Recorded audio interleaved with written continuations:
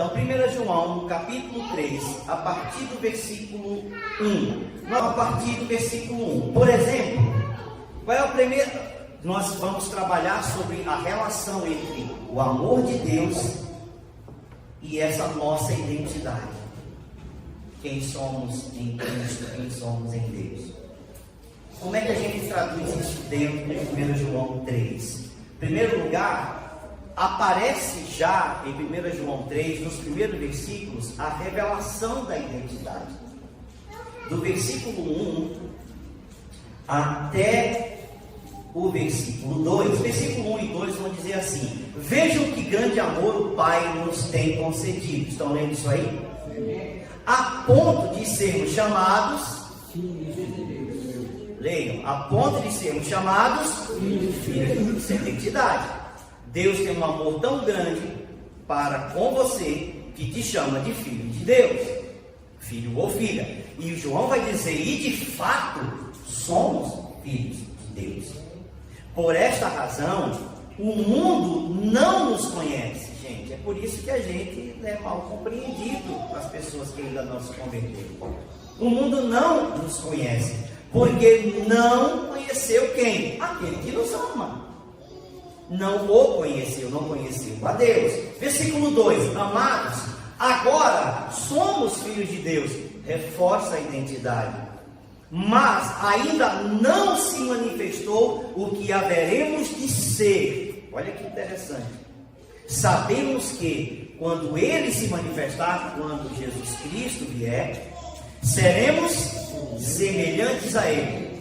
O corpo de Jesus tem um poder superior. Nós teremos um corpo semelhante. Diga semelhante.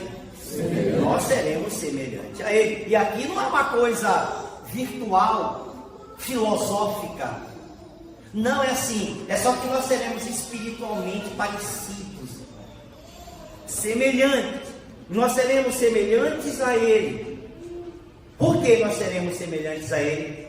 Porque haveremos de vê-lo como Ele é. O que João está dizendo assim, sabe quando é que vai completar o poder dessa identidade, a capacidade dessa identidade, a transformação no teu corpo, no teu ser inteiro? Sabe quando isso vai completar? Quando você ver Jesus. No dia que você ver Jesus com os teus olhos, o ato de você conseguir ver Jesus, neste momento do seu retorno, transformará completamente o teu corpo. O teu corpo, no ato de você ver Jesus, no momento em que você ouvir, este é o momento exato onde a transformação do teu corpo acontecerá. E o teu corpo será semelhante ao dele. É por isso que você vai poder simplesmente levitar e ir até o encontro dele.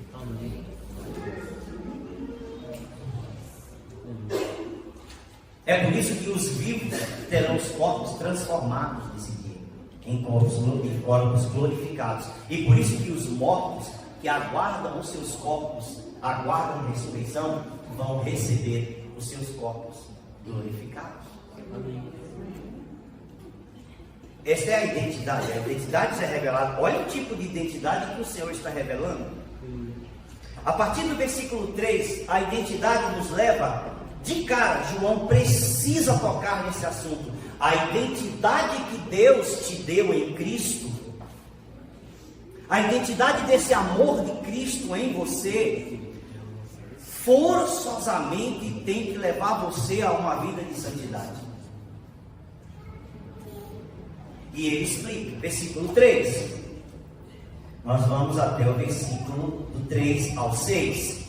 E todo que tem essa esperança, qual é a esperança? Desta identidade que se completará, de ser assim como Ele prometeu.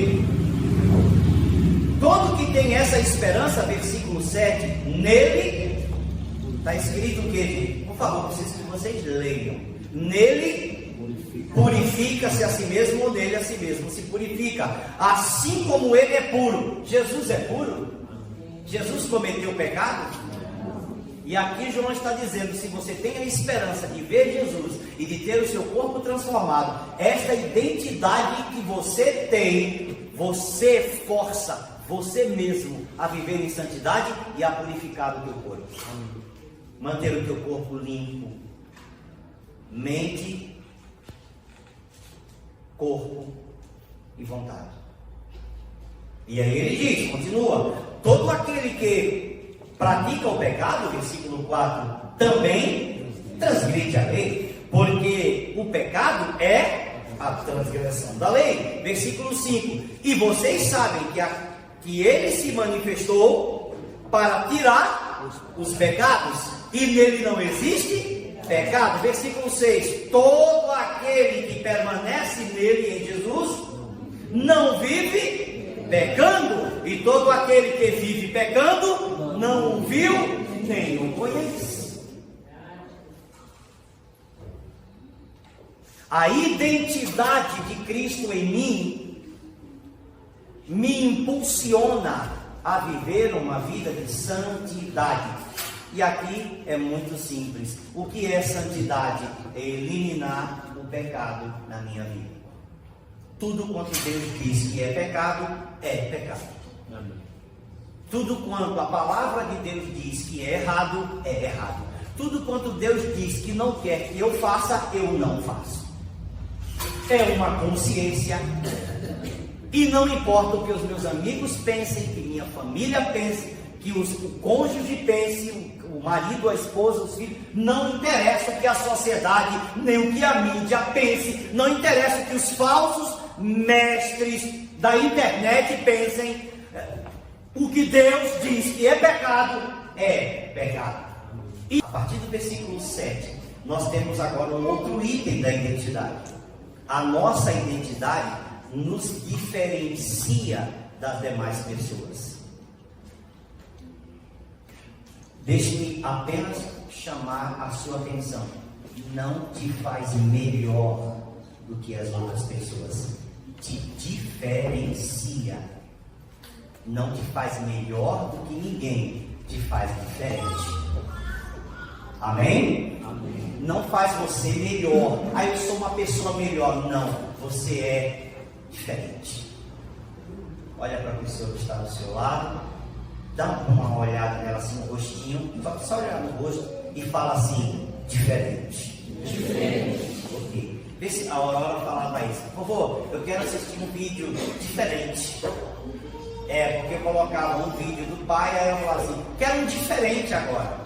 Era outro vídeo do pai cantando. Tem que ser diferente, não é? Então veja, a nossa identidade nos faz diferente. Versículo 7, estamos apenas em 1 João 3. Filhinhos, não se deixem enganar por ninguém.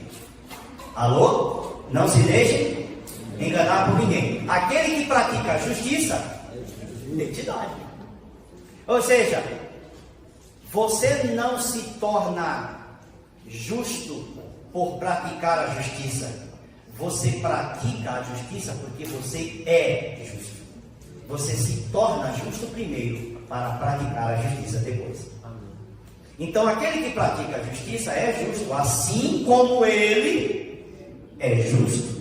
Versículo 8. Aquele que pratica o pecado procede de quem? Gente, a natureza que nós tínhamos era essa mesma antes. Aquele que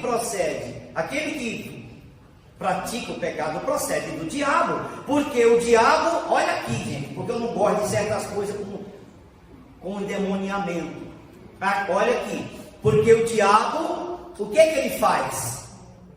Lê o texto, gente. O diabo, versículo 8 de 1 João 3, vocês precisam ler. O diabo vive pecando desde quando? Olha, Gênesis 1 diz o seguinte: no princípio criou Deus, é a mesma palavra. O diabo vive pecando desde o princípio. Escute essa. Para isso se manifestou o Filho de Deus, para destruir as obras do diabo. O que isso significa? Jesus chegou em certo momento a chamar os fariseus de raça de víboras. O que isso significa? É como se estivesse falando assim: filhinho de cobra, cobrinhas, serpentes. O que ele está dizendo? Vocês têm uma natureza, vocês não são simplesmente pessoas. Jesus está dizendo, vocês têm uma natureza de serpente. Por que natureza de serpente? Porque sempre volta para o Éden. O dragão, a antiga serpente, tentou Eva e Adão.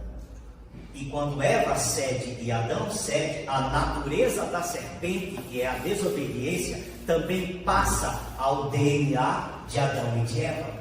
Consequentemente, transfere para toda a humanidade. Estão entendendo? Estão entendendo? Natureza de serpente. Por isso Jesus vai dizer, você que peca procede do diabo. A natureza que está em você, quando você nasce, é a natureza da serpente.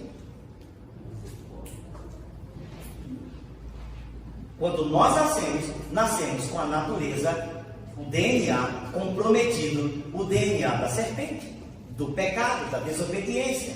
Para não te assustar tanto, mas o que é que Jesus veio fazer? Destruir a obra da serpente. Quando você entrega a sua vida a Cristo, o DNA do pecado, a natureza da serpente é transformada. Amém. E você se torna uma nova criatura. Diga, sou uma nova criatura. Diga, a natureza da serpente foi embora. Diga, o poder do pecado também. Vamos saber mais sobre isso. A identidade, portanto, mais um item, a partir do versículo 9, a identidade quebra a força do pecado. Versículo 9, todo aquele que é nascido de Deus, ou seja, quando você é nascido do mundo normal, natural, que nós nascemos com DNA comprometido, DNA da serpente, DNA do pecado.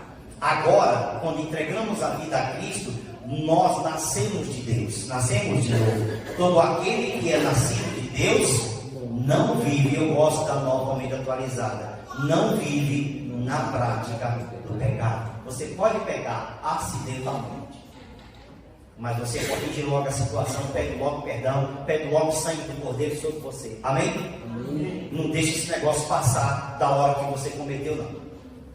Então, todo aquele que é nascido de Deus não vive na prática do pecado. Por quê? Tudo isso a Bíblia explica. Por quê? Porque dele permanece a semente divina. Você não tem a centelha divina, você tem a semente divina. Olha lá. Todo aquele que é nascido de Deus não vive na prática do pecado, porque nele permanece a semente divina. Esse não pode viver pecando. Gente, não é que você não quer, é que você não pode. Eu não quero pecar. Filha, escute, olha para mim. Não é que você não quer, é que você não pode. Amém? Amém? Amém? Amém. Gente, não é que você não quer, você não pode viver pecando. Tem um troço dentro de você que te empurra para a santidade. Tem um troço dentro de você que te acusa e fica dizendo assim, está errado. Essa plantinha dentro de você, que é a semente de Deus, não consegue dar fruto de pecado. Ela te impulsiona o tempo todo para viver a santidade de Deus. Você só quer fazer a vontade de Deus, mesmo quando você está fazendo o contrário, está martelando a sua cabeça, está errado, tem, acorda aí. Estão entendendo? Graças a Deus que Ele colocou esse alertinha dentro de nós. Esse alerta fica batendo na tua cabeça. Sabe qual é o dia que você perdeu a batalha? No dia que o alerta não toca mais. Vem o tsunami do pecado na tua vida, você não vê, você já está naturalmente nele. O alerta não funciona mais, porque você deixou de dar ouvidos ao alerta. Continuamos.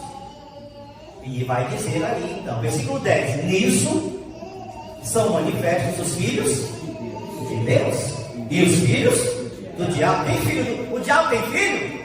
Gente, aqui não é a pessoa, o diabo é meu pai, no sentido biológico, não, nem espiritual, não. Aqui estamos falando de natureza, é espiritual. Não está dizendo, ei, seu filho do diabo, como se você fosse realmente um filho, ou a pessoa lá fora, alguém de sua família que não é cristão ainda. Ah, você é um filho do diabo. Por favor, não vai xingar as pessoas de filho do diabo lá fora, não, está errado. A pessoa pode te processar. É difamação, calúnia, dá direitos, como é que chama? Direito de danos morais. Amém? Não vai chamar a pessoa lá fora de filho do diabo, não. Mas você também já foi filho do diabo. No que sentido? A natureza que você estava era do pecado. Ele diz, nisso se manifesta o Filho de Deus e o Filho do diabo. Todo aquele que não pratica a justiça, não procede de Deus. E o mesmo vale para aquele que não ama o seu irmão. Número 5. Como sabemos que temos a identidade correta? Versículo 11 em diante. Porque a mensagem que vocês ouviram desde o princípio é esta: que nos amemos uns aos outros, não sejamos como Caim. Volta sempre para o Gênesis, gente. Sempre para o Gênesis. Não sejamos como Caim, que fez o quê? Que era do maligno. Olha o que João está dizendo. Caim era do maligno. E o que ele fez? E matou o seu irmão. E por que o matou? Olha, o próprio texto pergunta a ele mesmo. E por que o matou? Porque as suas obras eram más e as de seu irmão eram justas. Como é que a gente sabe disso quando você lembra do Gênesis? Só por causa da oferta. Você sabe que Caim matou o seu irmão Abel, porque a oferta do seu irmão Abel foi aceita e a oferta dele foi rejeitada. Por causa da oferta. Não estou dizendo aqui que aquele que não dá dinheiro na igreja, que aquele que não dá dízimo, que aquele que não dá oferta é filho do diabo. Não estou dizendo nada disso, não estou dizendo isso. Eu estou te dizendo que foi a maneira que Deus nos mostrou que Caim era do maligno. E Caim só ficou com um problema com seu irmão por causa da oferta, da motivação do seu coração. Eu gravei essa semana, foi podcast, não sei se foi podcast, 3 minutos, se eu não me engano, sobre o que aconteceu antes de Caim matar Abel no meu canal, no Letra Santa. Escutem essa, está lá. Se eu não me engano, tem 3 minutos ou é 5 minutos a gravação. O que aconteceu antes de Caim matar Abel está lá no meu canal, Letra Santa, um videozinho. É áudio, um podcast. Vale a pena você entender o que eu estou falando aqui. Acesse para que você entenda o que eu estou dizendo aqui. Então nós descobrimos, aí você vai entender que não foi o ato de ofertar. Ah, porque deu ou não deu. Você vai entender o que aconteceu naquele momento lá. E eu friso que não é a oferta em si, o quanto se dá, o quanto não deu, o que deu ou o que não deu. Eu friso lá, eu enfatizo que não é a quantidade, e que nem sequer é a oferta em si, mas há algo no coração de Caim que é diferente do coração de Abel. E aí, gente, quando a gente dá oferta e dízimos com esse tipo de coração, quando a gente vem ofertar a Deus a nossa própria vida com esse tipo de coração, está errado. Caim matou o seu irmão. Versículo 13 vai dizer o quê? Irmãos, não se admirem se o mundo odeia vocês. Estão lendo? Versículo 14. Nós sabemos que já passamos da morte para a vida, porque amamos os irmãos. Olha que coisa forte. Você passou da morte para a vida porque você ama o seu irmão. Alô? Olha que coisa forte. Porque amamos, sabemos que passamos da morte para a vida, porque amamos os irmãos. Quem não ama, obviamente que não ama o seu irmão, né? Permanece na morte. Thanatos, a própria personificação da morte. Isso continua, versículo 15: todo aquele que odeia seu irmão, está escrito que ou homicida, umas palavrinhas mais maneiras, mais suave, mas aqui a nova Almeida escracha, é o que? Assassino. Quem odeia seu irmão é assassino. E vocês sabem que todo assassino não tem a vida eterna permanente em si. Estão lendo isso? 16. Nisto conhecemos o amor que Cristo deu a sua vida por nós. Portanto, também nós devemos dar a nossa vida pelos irmãos. 17. Ora, se alguém possui recursos deste mundo e vê seu irmão passar necessidade, mas fecha o coração para essa pessoa, como pode permanecer nele o amor de Deus? Versículo 18. Filhinhos, não amemos da boca para fora, meu filho. Todo mundo diz que ama. Não amemos de palavra, nem de boca para fora. Aí usou essa expressão, é moderninha, né? Mas de fato, de verdade. E de verdade. Em outras palavras, não é só dizer que ama, não funciona. Por isso, gente, muita gente desconfia quando os outros falam: eu te amo, eu te amo, eu te amo, eu te amo. A pessoa fala assim: é mesmo? Alô, estou entendendo. Você me ama mesmo? Amo, eu amo. Uma pessoa disse para mim uma vez: você me ama mesmo? Eu te amo. Nunca vou abandonar o Senhor. Não está comigo até hoje na igreja. Eu ouvi, quantos eu ouvi aqui dizer assim: bispo, nunca vou abandonar o Senhor, estou com o Senhor até o fim. Até o fim da onde? Até o fim daquela semana que a pessoa falou, porque faz anos que não está aqui. Está entendendo? Não é só dizer que ama, gente. O amor, ele é provado no fogo, no momento, no evento, na dificuldade, na tragédia, na dor, na queda. Você ama mesmo? Você ama o caído? Você ama o fracassado? Quantas pessoas hoje, por causa dessa falsa definição de sucesso, as mulheres não estão dizendo: o que é que você tem? Você tem quanto? Você ganha quanto por mês? Qual é a pessoa dizendo: ah, você é um fracassado, você não tem nada, como é que eu vou ficar com você? Olha a falsa ilusão que as pessoas têm. É por isso que estão sozinhas. Porque colocam uma exigência tão elevada. E graças a Deus que eu escutei uma crente recentemente, essa semana, falar assim: irmãs, num evento de mulheres, viralizou. Ela falou assim: irmãs, é o seguinte, se você encontrar um homem temente a Deus, olha só, temente a Deus, fiel à família e com dente, você está feliz da vida. Aí alguém falou, aí ela falou assim: mas eu fui falar isso num lugar e as mulheres disseram assim: pode vir até sem dente que eu invisto, desde que tenha amor a Deus e seja fiel à família. Pode vir sem dente que eu pago a dentição nova. Então, meus irmãos, nós estamos bem. Amém? Ou que não? Graças a Deus. E aí? Tu não ama de palavra não, filho. Ama de verdade. Não ama de dizer não, ama de agir. Amém? Por último, quais são as bênçãos da identidade? A identidade de Cristo em você traz bênçãos de Deus na sua vida. Aleluia!